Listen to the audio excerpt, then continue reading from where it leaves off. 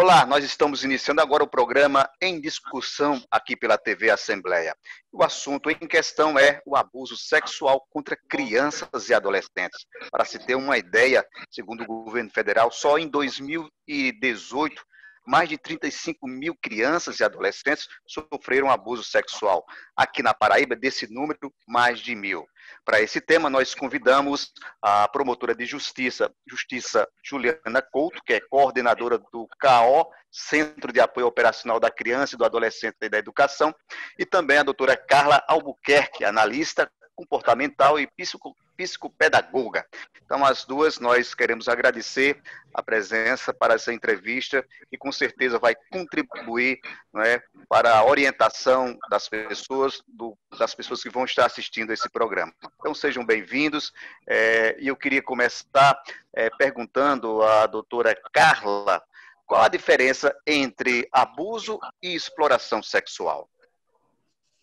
Oi, bom dia a todos, né? Prazer estar aqui com vocês, elencando um momento tão que existe aí no nosso dia a dia, a gente está discutindo bastante, né? Todos os dias a gente discute, mas hoje está mais em pauta.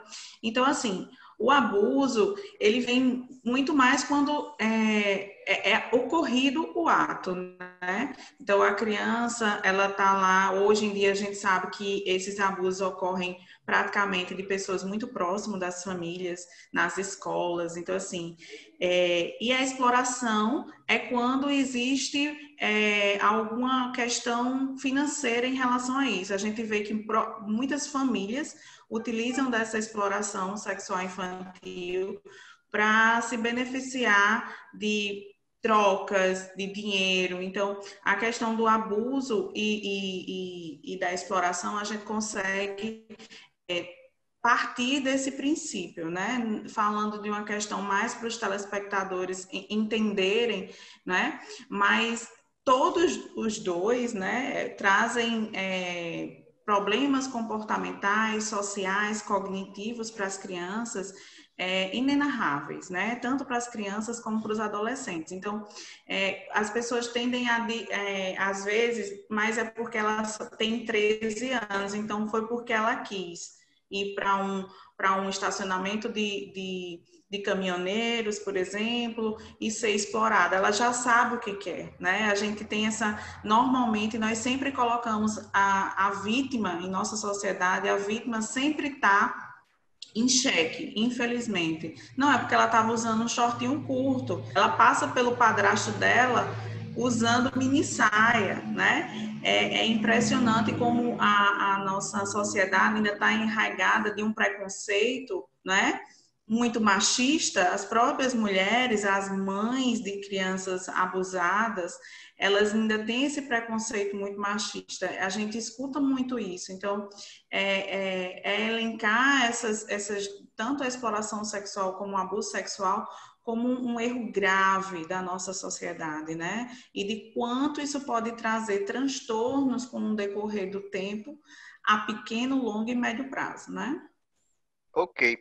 Doutora Juliana, como é que o Ministério Público atua nessas questões? Como é o trabalho desenvolvido, então, pelo Ministério Público? O abuso sexual ele se configura quando o agressor ele pratica ato libidinoso ou ato sexual com a criança, adolescente ou até justamente com menores de 14 anos, né? E a exploração sexual ela decorre quando o corpo da vítima ele é comercializado, quando há alguma operação financeira, né, decorrente do uso do corpo da criança e do adolescente. E aí se extrai algum tipo de rendimento financeiro em virtude dessa situação. Nessas duas situações que decorrem um abuso sexual e a exploração sexual, o Ministério Público, em se caracterizando o fato, ingressa com ação criminal contra quem assim faz e pratica os atos e isso enseja responsabilização criminal e as penas, inclusive, são bem elevadas, o que decorre aí a prisão do agressor. Muito bem. Agora, eu queria ver assim, como é que o Ministério Público trabalha essa questão. Quais são os canais de que há uma aproximação do Ministério Público com essas questões? Queria que a senhora falasse sobre isso. Certo. Essas notícias, elas podem vir da delegacia, né? E isso aí vem através, por exemplo, do inquérito policial. O Ministério Público oferece denúncias, ações criminais, ou então podem vir da própria rede de proteção.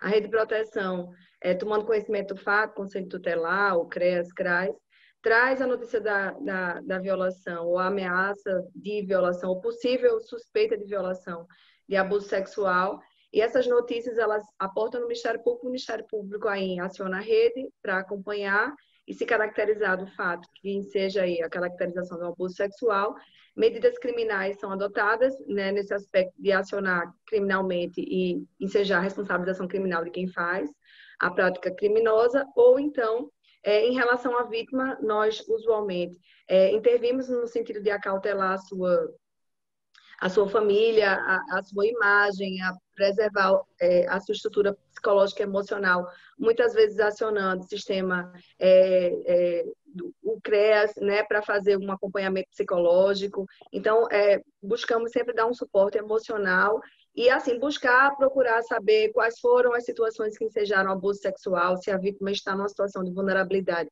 que enseja uma atuação mais próxima do Ministério Público e da rede de proteção, e esse acompanhamento vai se operacionalizando até que a vítima esteja efetivamente protegida. Muito bem. Doutora Carla, me diz uma coisa. Nós estamos vivendo esse momento do isolamento social e eu queria saber se foi percebido alguma diferença, houve um aumento ou diminuiu? Como é que tem se comportado essa questão nesse período? Como é que vocês têm observado isso? Realmente as crianças e adolescentes que costumavam ser abusadas, né, com certeza a frequência aumentou, né? A gente tem dados, eu tenho dados nacionais que falam justamente do aumento do abuso e da exploração. Porque, por exemplo, a exploração, muitos pais e famílias que utilizam dessa exploração ficaram sem renda financeira e acabam utilizando, né, desse artifício da questão da exploração sexual para ter alguma renda, né? Então, olha só, a gente coloca crianças de 7, a gente tem relatos aqui de crianças de 5 anos, né, no interior da Paraíba, que estão sendo utilizadas para exploração sexual infantil. Então, isso é muito sério. Hoje em dia, a gente tem que pensar como uma criança pode entender, porque ela não entende, a verdade é que ela não entende o ato em si, ela não entende aquilo que está acontecendo, ela apenas sente, né, tanto no seu biológico como no seu psicológico. E aí a gente vê que há um aumento, sim, principalmente pela presença mais efetiva desses abusadores dentro de casa, né?